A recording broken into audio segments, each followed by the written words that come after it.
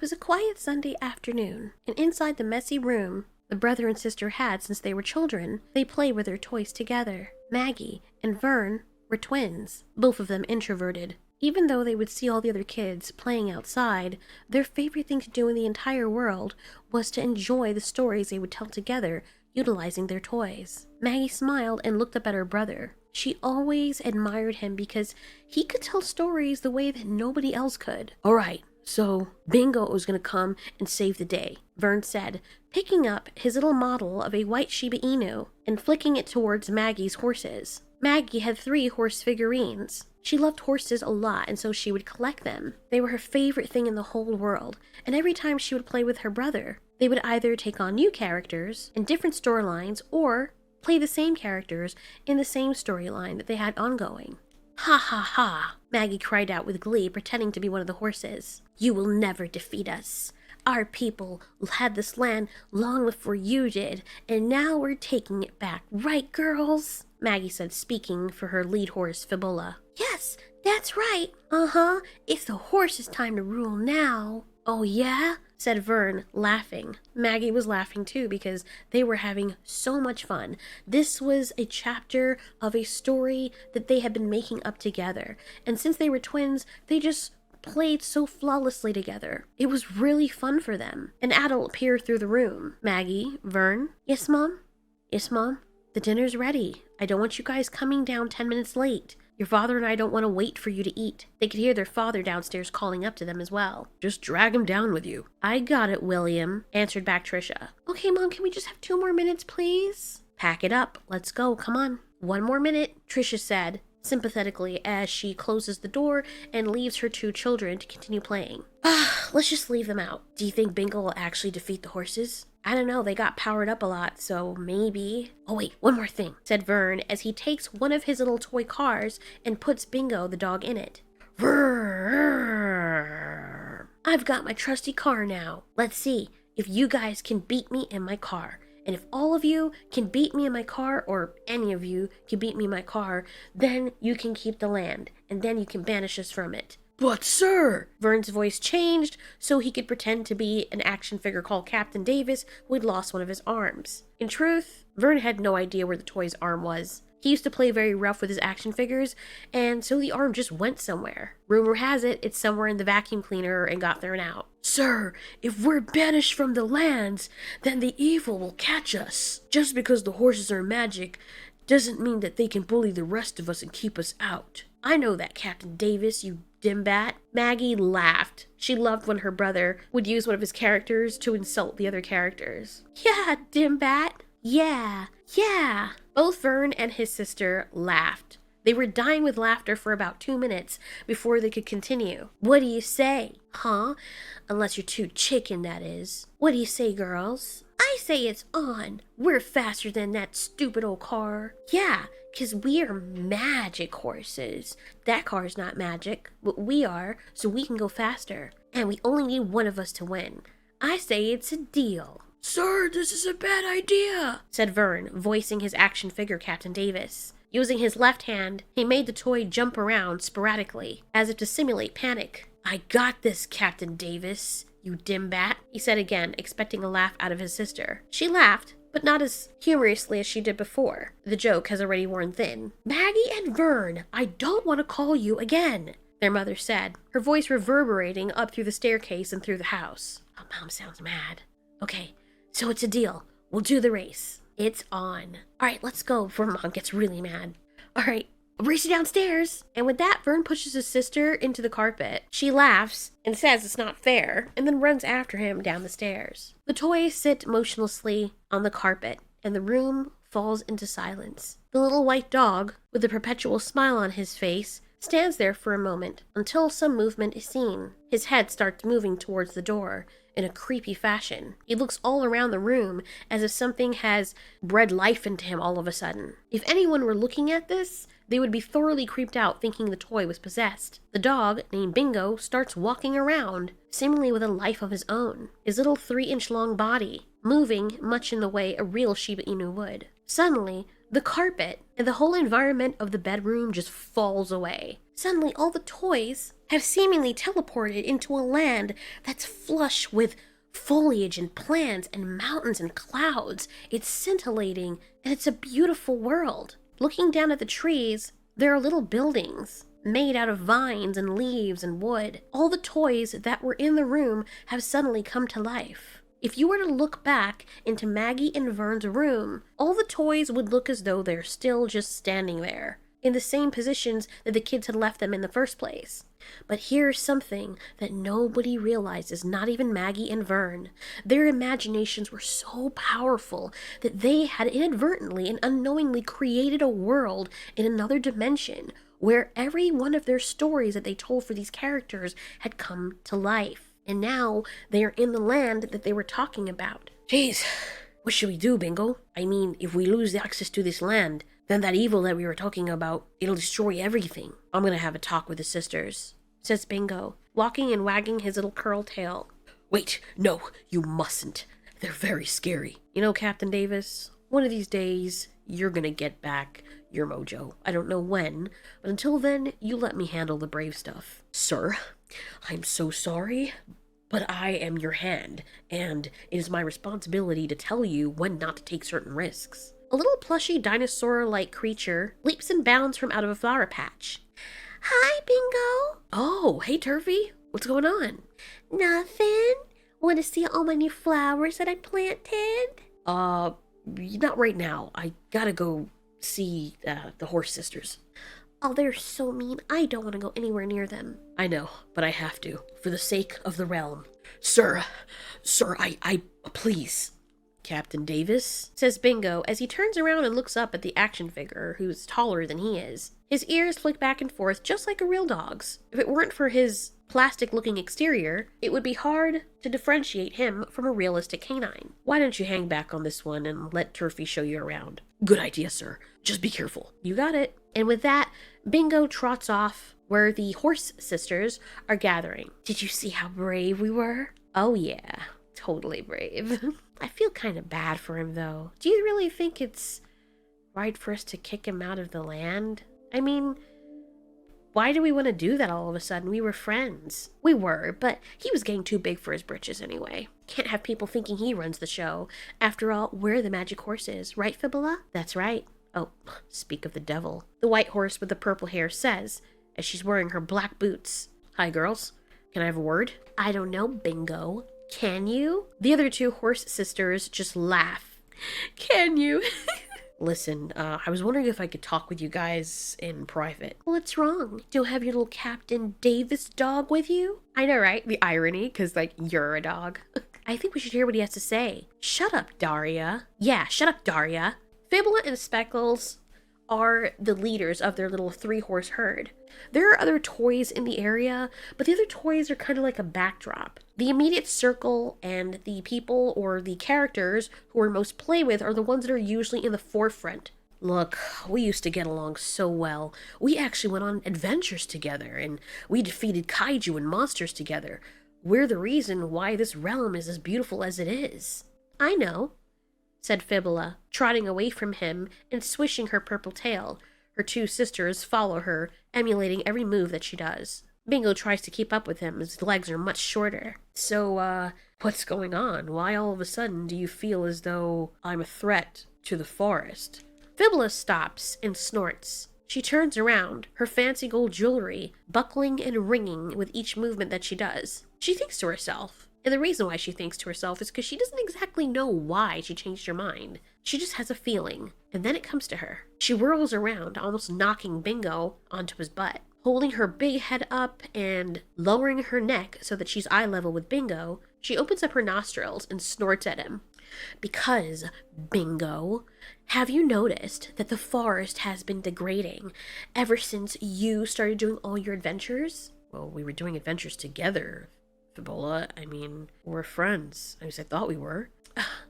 My sisters and I have decided that being friends with you is costing us our magic. Every time we fight on your behalf and go on these useless adventures, well, we lose our magic. We should be using our magic for things that we believe in. Right, sisters? Fibula asks her mares as she turns around to face them. Both of them nod emphatically. Yep, Speckles especially. Oh yeah, Speckles is the most pretty out of all of them, for you can see the entire galaxies on her coat, constantly moving and changing, as if we were watching many eons and lifetimes go past in only seconds, only to loop again. Her purple mane and tail are different than that of her sisters in that it is always flowing. It has an ethereal air about it, as though her mane and tail defy gravity, constantly floating to and fro, as if floating in space. Meanwhile, Daria, the so-said weakest out of the bunch, is made of wood, not glass like her sisters. She doesn't shimmer like they do, but she has a wiseness about her, and a lightness about her as well. She's more in touch with nature and the trees, and in some sense, she can manipulate them. The reason she has these powers, that she doesn't even realize, is because Maggie gave them to her. So said Maggie, as she imagined her characters coming to life in her head, and so it was in this realm. Look, I'm sure we can talk about this. I'm sure that there has to be another reason why your magic is acting up. It can't all be my fault. I don't think it's fair for you to block us out from the forest altogether. Do you know what will happen to us out there if you do that? The fact that you're asking means that you're too codependent. I admit, you were cool and popular, and we wanted to get with you.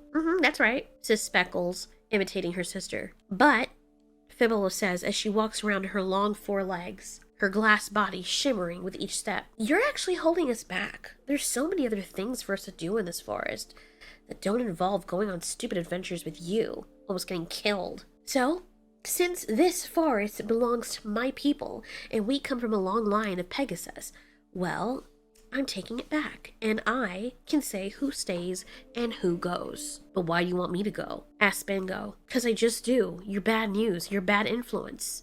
You heard her, Bingo, added on Speckles. We don't have to explain ourselves. It's our land. Now get off. Bingo held down his head and his ears. He was very saddened by this. To him it made no sense. Just yesterday, the horse girls were completely fine, and now it's like they're whole new people. Bingo hasn't been here this long. The only memories he has is, well, coming to this land. He doesn't remember anything after that. Funny enough, a lot of the other toys, which they don't really know what they are. Even if they refer to themselves as toys, it's more of a title of the type of people they are or the type of townsfolk they are. But they don't understand the concept of somebody playing with them and bringing them to life. So Bingo knows that the other toys have history. They have backstories that the humans gave them. Backstories that they don't realize that they were given. But Bingo doesn't have one. In truth, Vern just got him one day in a Happy Meal and just brought him home and started playing with him, and that's all Bingo knows. He doesn't even know the concept of a human being playing with a toy. In his mind, in his existence, Vern and Maggie don't exist. He's never met them. The 2 pictures that were hanging on Vern and Maggie's wall are 2-dimensional birds in this world, flying around and perching on treetops, and suddenly on a bush near to Bingo. Oh, Bingo, we overheard the entire conversation. Yes, they can't make us move. That's not fair. You must do something about this. Yes, but what's a poor dog to do? He's losing his power, and he's not magic. You know what? You're right, guys. I'm not. If only there was a way to even the playing field. The sisters clearly think they have too much power. So if we could have the same amount of magic too, then I guess they wouldn't feel as though we were mooching off of them. A good assessment. Would you guys do me a favor? Yes. Would you look around and see if you find anything magical? I've heard about a glowing stone or certain creatures that have magic. Maybe they can help us. I got a crick neck, so I can't do it, so you're gonna have to ask someone else. I can do a cursory look, but I can only fly as far as I feel like flying. I appreciate it, Musa and Tony. See you guys later. Musa and Tony fly off into the sky and perch onto a taller tree. Bingo goes back into a patch of grass that he calls his own. It parts, and there's a den inside of it that was hidden. Captain Davis is there waiting for him. Oh, good. Oh, you're back. What did they say? It's a no. There's a buzzing and squeaking sound, and the little toy car that Vern had let Bingo ride on comes sailing through the den. He bumps into Bingo accidentally. Sorry. How many times do I have to tell you not to come at full speed inside my den? Sorry. Why are you doing all of this anyway? Why'd you have to go and talk to them? I'm just curious what changed their mind. We're gonna beat them tomorrow. Are you kidding me? I'm faster than those fools. I wouldn't be so sure about that, Caro. Let's just get some rest. Vern and Maggie were on their way home from school. They wasted no time and ran right upstairs and tried to finish their story. Time acts differently in the realm of the toys than it does with the humans.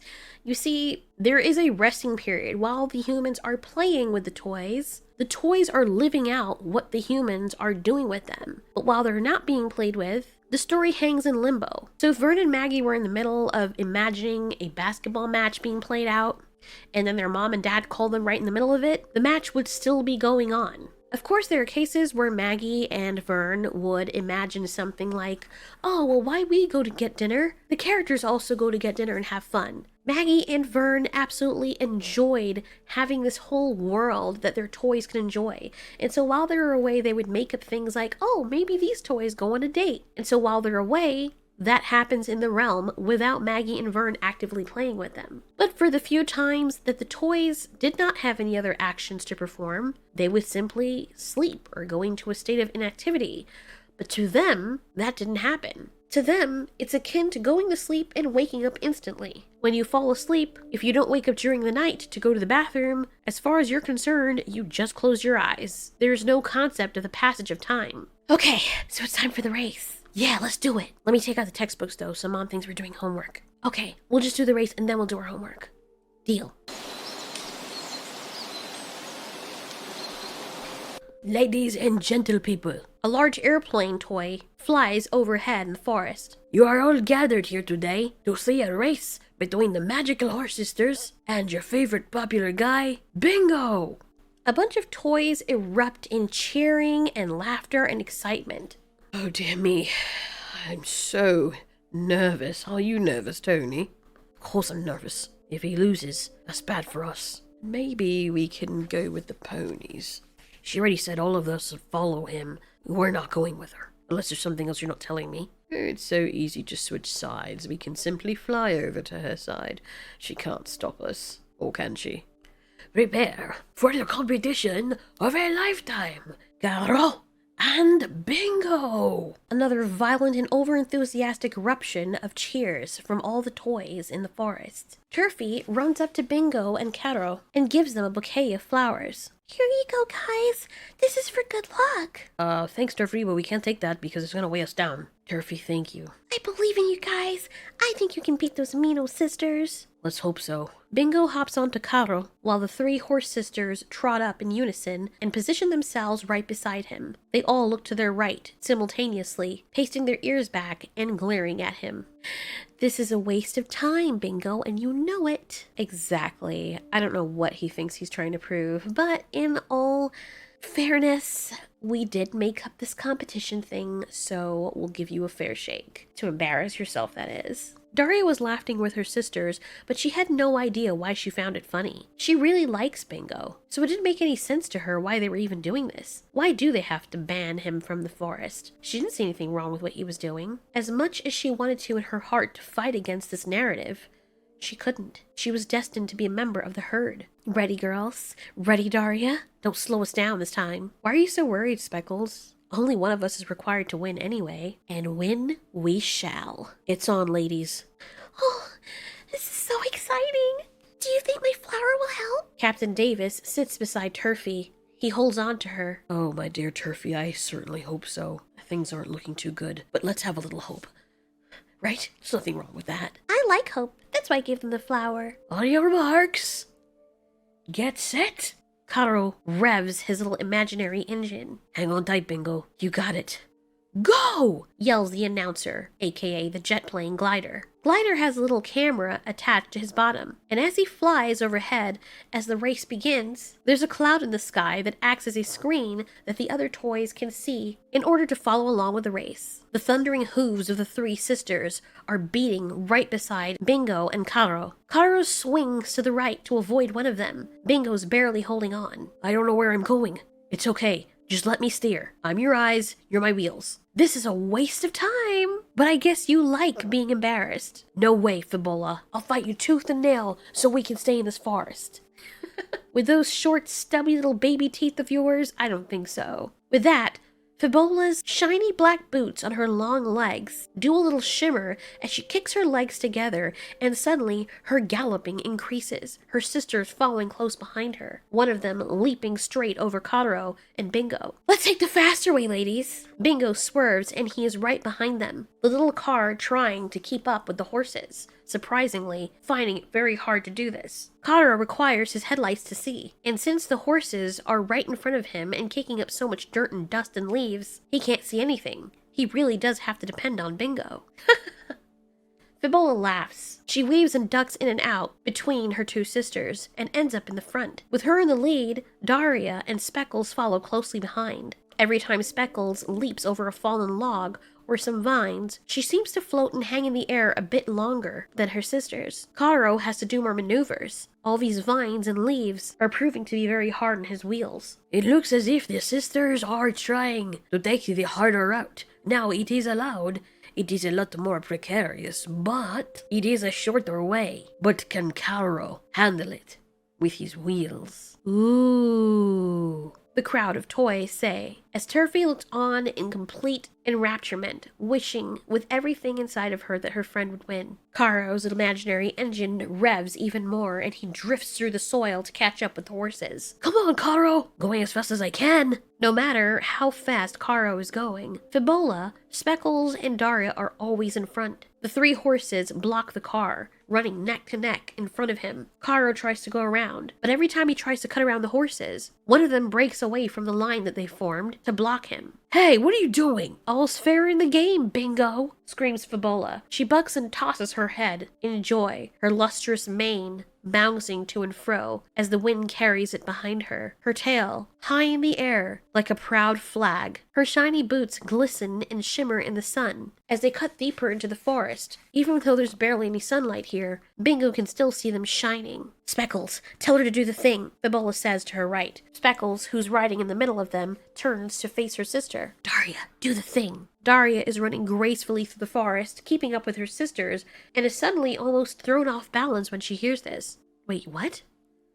That's not fair. Just do it. Are you with us or not? Do you want to be banished from the forest?" "Of course not." "Then do it," urges Speckles. Daria, not missing a beat, closes her eyes and bows her head as she's galloping. She falls back only slightly. Bingo, seeing his chance, revs Karo and tries to cut between them. But as he does, he finds that Kotaro and he are suddenly hoisted into the air, twirling around in a circle as if they're in a washing machine. Not that they know what a washing machine is. "What's happening?" "That's right, suckers! Don't mess with the mares!" "I'm so sorry," Daria says, as she gallops away. Karo and Bingo watch as the sisters pull away from them on the ground below. They are still going upwards and twirling around, slower now though. They are level with the treetops. As Bingo looks down, Karo asks what's going on. "God darn it. She used her magic." "I thought they were already using magic. What do you mean?" "Daria used her tree spell. We're in a freaking tree." Bingo says, completely annoyed. "We have to get down from here. Even if we were to get down from here, we'll never win the race now. Looks like Bingo and Karo are hung up on something." "Oh no,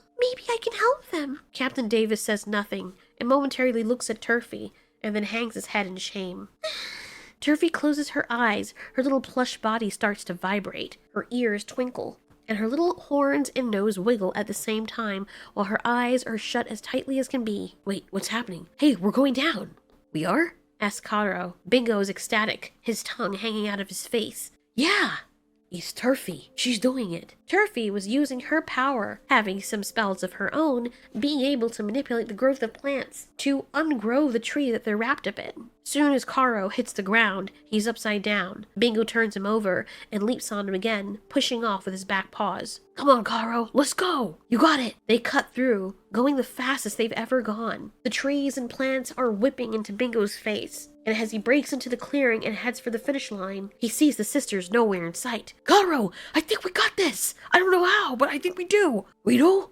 "Yes, got it!" Bingo looks up and sees that Glider is still ahead. He's past the finish line, turning to face them. As Bingo passes the finish line before he can celebrate, he hits the brakes on Kaoro and sends himself flying to the ground in front. Kaoro can't brake in time and trips over Bingo, landing on his back. Can you flip me over? Bingo gets up and shakes off the dirt off of his white body. His ears droop in embarrassment and failure. The three horses are eating a patch of grass as if they've been standing there for the longest while across the finish line. Gee, what took you so long, Fido? I know, right? Wow, I don't even know if you could call that a race, but wow.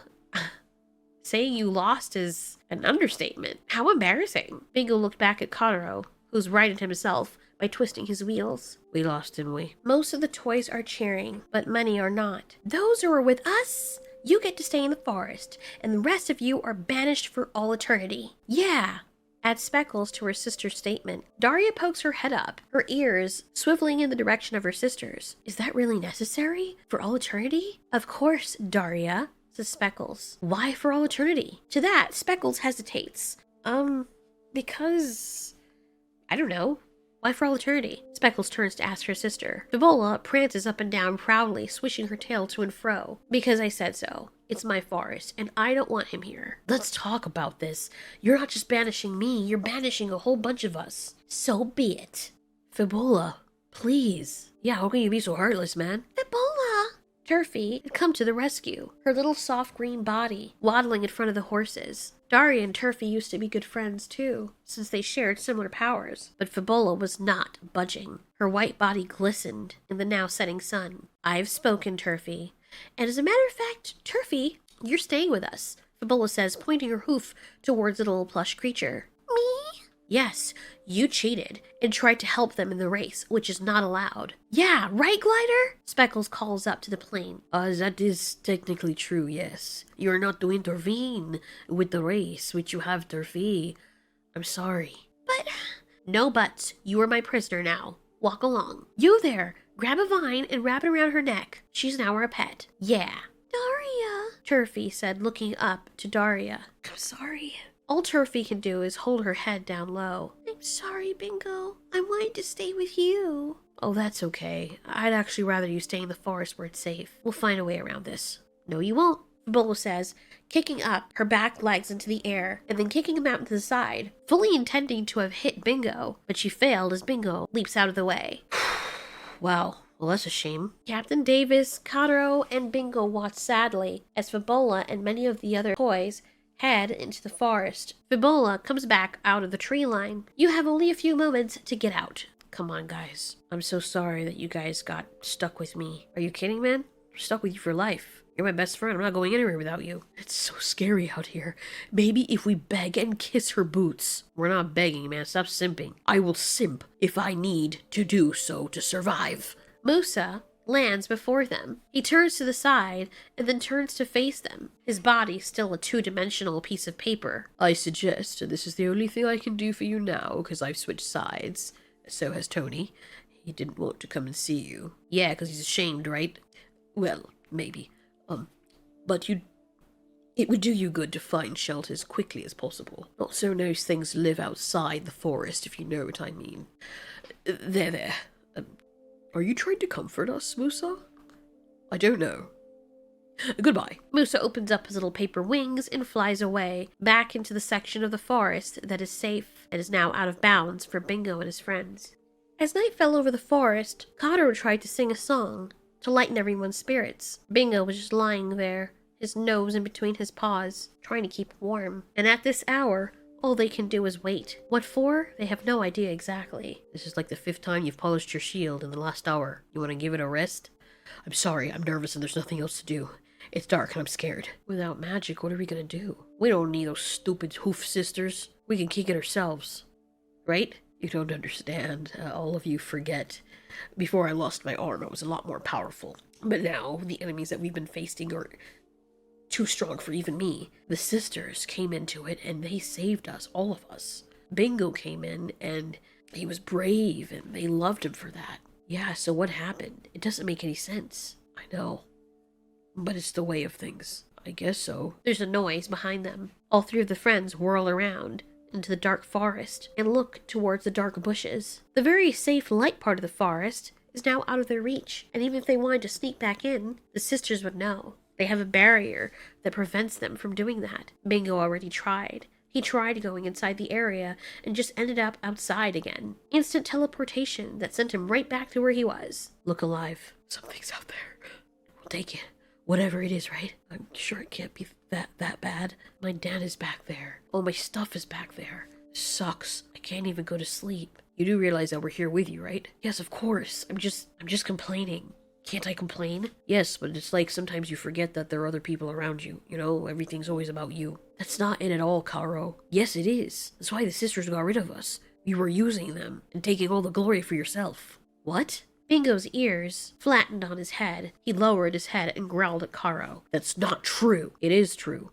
If it were true, then why didn't you tell me this before? Because I'm stupid, and I'm just seeing it now. Funny how clear your head gets once you realize you've lost everything, you know? Captain Davis says nothing. All three of them sit in silence, hearing the bristling leaves behind them, knowing that there's something out there. Something that they're gonna have to face without the horse sisters. Looks like we're not getting any rest. Alright guys, it's time for bed. Aww, Mom, Vern and Maggie say. Vern throws his head back as he's sitting on his carpet, playing with the toys. You have school tomorrow. I know you guys are having fun, but you need your rest. Can't we just sacrifice like 2 hours of sleep to continue playing? You heard your mother. Their dad comes in. He goes over to sit on the carpet next to his daughter and kisses her on the head. What are you guys doing anyway? We're playing this game, Dad. It's like a story, right? Yeah. Maggie cuts in. And my horses are magical and like they had the whole forest. Yeah, but then they turn evil. Well, they're not really evil. It's like they want to keep the forest to themselves because it's their forest, because your dog was taking advantage of them because he's evil.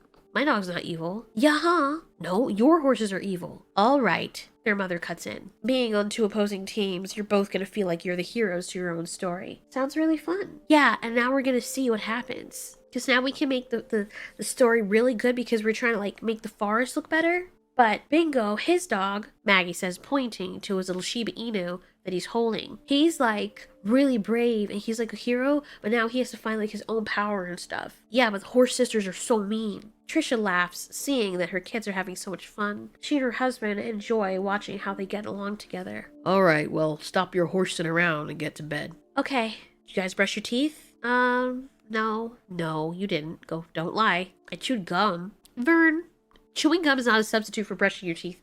Get up, go brush your teeth, get ready for bed. Okay. Maggie and Vern talk about their adventure, and while they do, the realm that they've created continues. As they are brushing their teeth in the bathroom, Maggie talks with the toothbrush still in her mouth. Do you think that something's going to happen to one of the characters? Like, do you think they can survive outside the forest? Vern smiles and spits out his toothpaste. Okay, I got one thing for you. One of the characters is going to die. Really? Yep. Oh my gosh. Who? It's a surprise. Oh my gosh, is it Bingo? You'll see. Oh my gosh, I can't wait. But we gotta wait for tomorrow. So it's like a cliffhanger. I know, that's so awesome. Maggie and Vern brush their teeth, and when they're finished, they go to sleep. In their imaginary realm, Bingo also drifts off to sleep, waiting for whatever is lying around the corner of this new life of uncertainty.